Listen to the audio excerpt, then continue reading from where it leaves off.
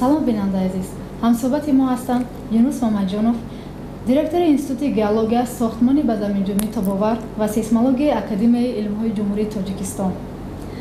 Хуш омадан устод. Ташаккур. Аввалан мехостам пурсам ки заминларзае ки дирӯз рух дод, бештари биноҳо ҳамзамон плаза тарқиш пайдо карданд ва мехостам аз шумо пурсам ки ҳамин биноҳое ки ҳастанд, биноҳои баландошиёна манзурам, то куҷо тобовар ҳастанд ба ҳамин заминларзаи Тоҷикистон? ҳудуди ҷумҳуриямон ки аз нигоҳи сейсмикӣ бисёр фаъол аст ва аз тарафи олимони институти мо ҳудуди Тоҷикистон ноҳиябандии сейсмикӣ карда шудааст. Тақрибан 50% ҳудуди ҷумҳуриямон ин ба минтақаи 9 балла, аз рӯи ҷадвали 12 балла, қариб 38-40% ба минтақаҳои 8 балла ва ҳамаги 10-12% ҳудуди мо ба минтақаи 7 балла тааллуқ доранд. Ва барои шаҳрҳои Душанбе, Хуҷанд, Қурғонтепа ва дигар шаҳрҳои калон ҳамчунин харитаҳои микросейсмикӣ, ноҳиябандии микросейсмикӣ низ таъсис сохта шудаанд ки тамоми корҳои сохтмонӣ дар ин шаҳрҳо ва умуман дар қаламрави ҷумҳуриямон бо асосан аз рӯи анамин ноҳиябандиҳо бояд сохта шаванд. Бибинед, то ҷое ки медонам ақидае вуҷуд буд ки дар замони шӯравӣ намегузоштанд ки дар қаламрави Тоҷикистон биноҳои баландошионае ки аз 9 ошиёна баланд бошад сохта шавад. Аммо имрӯз баландошионаҳо ки зиёданд. Агар шумо таърихи шаҳри Душанбе гиред, агар як марҳилаҳо буд ки як вақтҳо аввал биноҳо як ошиёна месохтанд. Солҳои 30, баъд солҳои 40 то 50 2 ошиёна, 3 ошиёна, баъд 3 ошиёна, 4 ошиёна. Ҳамин хел як эволюция ки тараққиёт рафта шуда буд.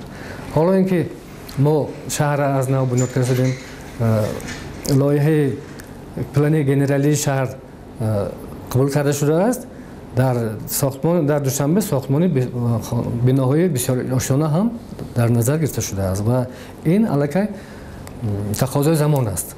мо хоҳем нахоҳем бояд биноҳои баландошиёна созем, чунки аҳоли зиёд шуда истодааст. Замини мо ин қадар ҳам зиёд нест, ҳама кӯҳзор аст.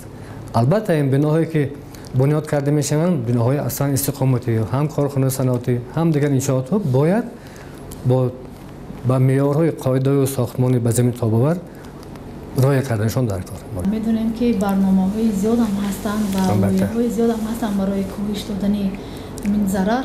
Вале шумо гуфта метавонед ки ҳамин барномаҳо ягон натиҷа доданд. Албатта натиҷа метавонад. Албатта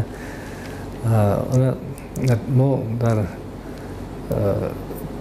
наздики ҷаласаи гурӯҳи доими амал экспертизи худ барномае ки аз ҷониби институти мо пешниҳод шуд, ин ба умуман агар соҳаи сейсмология гирем, агар оид ба пешгӯии заминҷунбӣ бо якҷоягӣ. Ин ҳам як лоиҳаи муштараки Осиёи Марказӣ бо Қазоқистону, Қирғизистону, Тоҷикистон ва Ҷумҳурии Федералии Олмон якҷоя ҳаст. Ин бояд аз солҳои 2016 оғоз ёбад. Як шабакаи мустақили сейсмикии умуман пешгӯии заминҷунбиҳо чӣ хел ки масалан дар Япония фаъолият мекунад, ҳаминро мо бунёд кардани ҳастем якҷоя. Ва ин дар ҷаласаи худ мо ин лоиҳаро баррасӣ кардем аз ҷониби Тоҷикистон, бо пешниҳоди мо ва бояд моҳои наздик ин лоиҳа аллакай дар амал ҷорӣ шавад. Ин муштарак аст. Қазоқистон, Қирғизистон, Тоҷикистон ва Олмон. Яъне баъд аз он фаъол шудан мо метавонем пешгӯӣ кунем? Албатта метавонем.